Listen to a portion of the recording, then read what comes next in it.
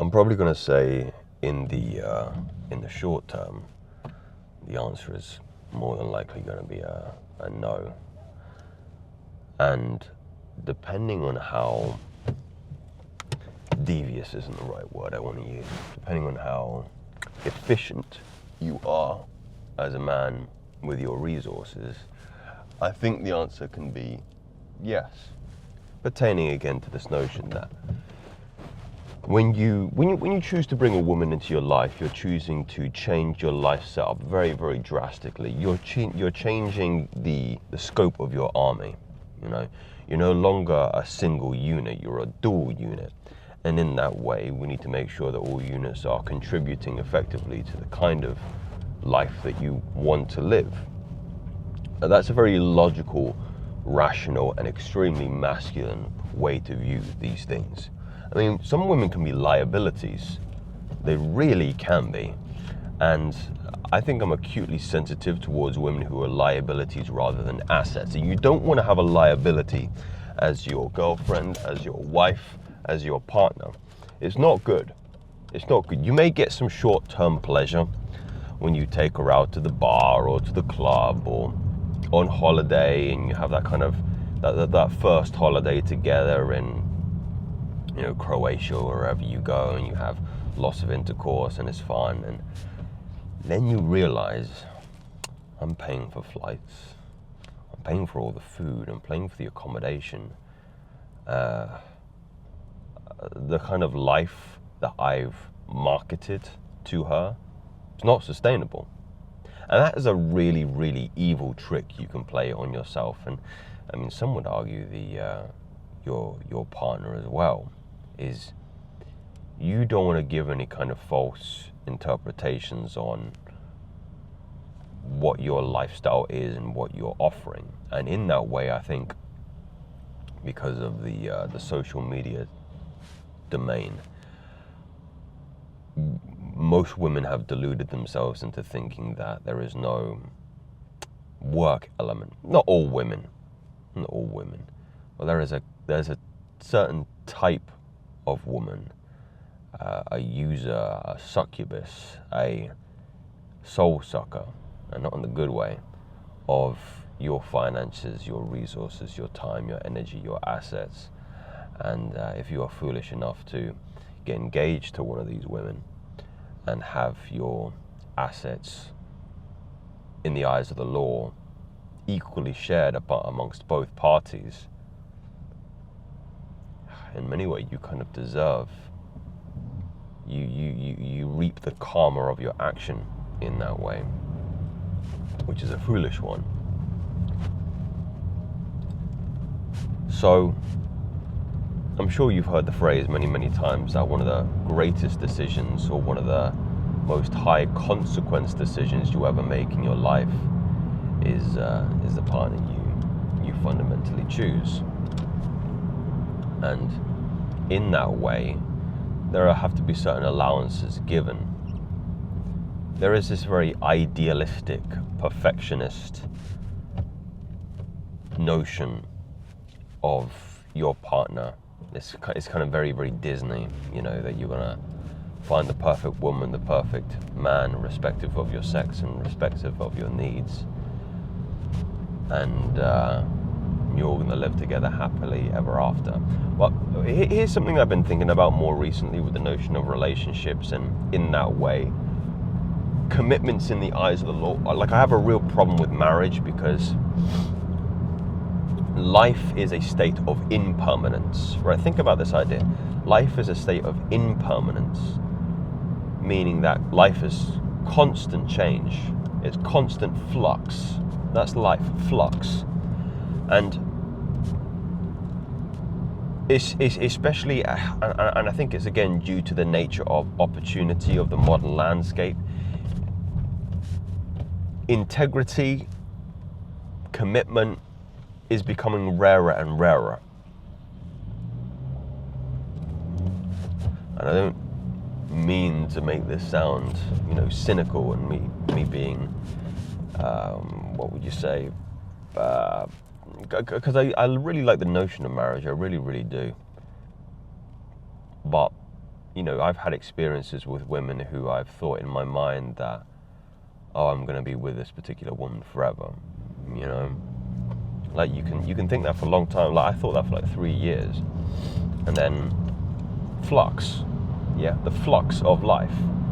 Things just change. People change.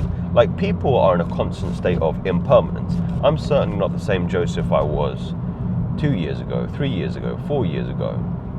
There are parts to stay the same, but a lot of the parts of me change.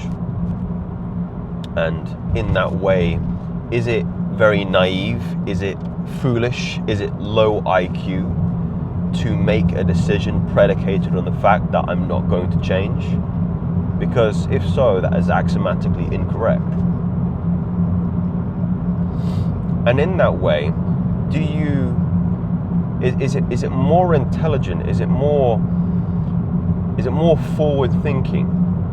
Are you being more of a magician when you enter into a relationship with a woman that one part of your mind is fully comprehending the idea that you will either die together or you have to watch your partner die, you will break up and never see each other again, or this woman will cheat on you and take all of your resources, or you have children together and then you have to break up the family. It's going to be one of those. So in that way, is the best answer to those questions to not be so focused on the outcome of getting to a certain state, but rather just enjoying the processes or the flux of the journey of the relationship. Like enjoy the honeymoon period. Like I think if you could bottle courting, like those initial stages when you're trying to like feel each other out, you're not quite sure where you stand, and that sexual tension is building up. Like I think if you could bottle that and sell it as a drug, I think that might be the most, that anticipation for sexual prospect. I think that is a very potent thing. It might be the most potent thing. Like enjoy those periods, because on one side of the coin, when she starts going on her girls' holidays together, you got to deal with that at the same time. That's why I think there's a lot of merit in being single, and back to the point of the video about, is a girlfriend an asset or a liability, and are you more productive being single than you are in a relationship? I really love being single, and I'll tell you the specific reasons why, because a lot of people can, and I think it's more particularly women, they don't understand maybe the choice to be by yourself, is your mood is far more stable. Like your equilibrium, your balance, your consistency, your temperament is far more predictable day to day.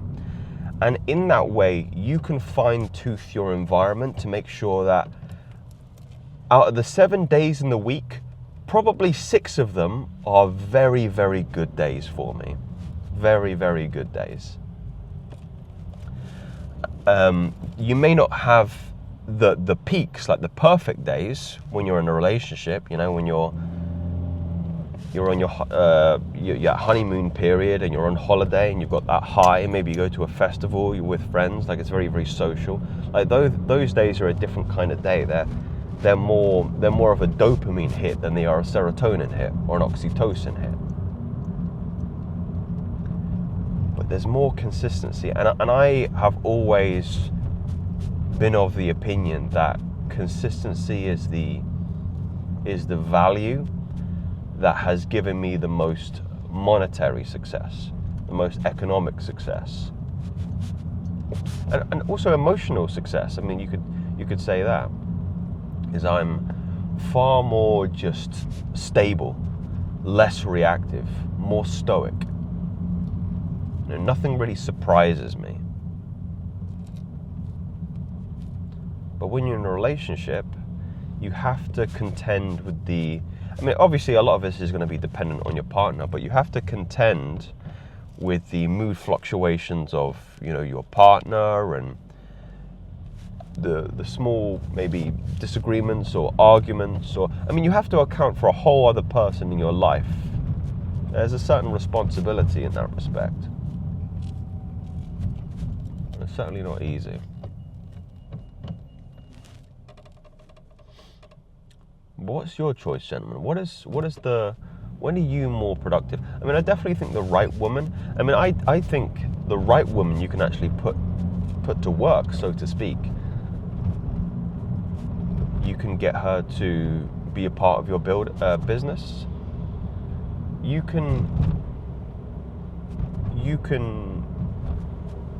I don't want to say use, because use her is sounding very maybe uncompassionate and looking at your woman as an object. But in many ways, if we take the analogy of commanding a small army and having an asset, because I do think the right woman is an asset, you can use that asset to create more value, and that value might come in the form of maybe offloading or delegating some of your workload to your significant other. Maybe the more tedious tasks, or the tasks that you can teach. So you can teach the things that you do and get her to do them for you. What about in your state of recovery? My ex loved to cook for me. She loved to give me sports massages and other massages at times. How valuable is that in your quest for efficiency and quality of life? Let me know. No theories, facts. Speak soon.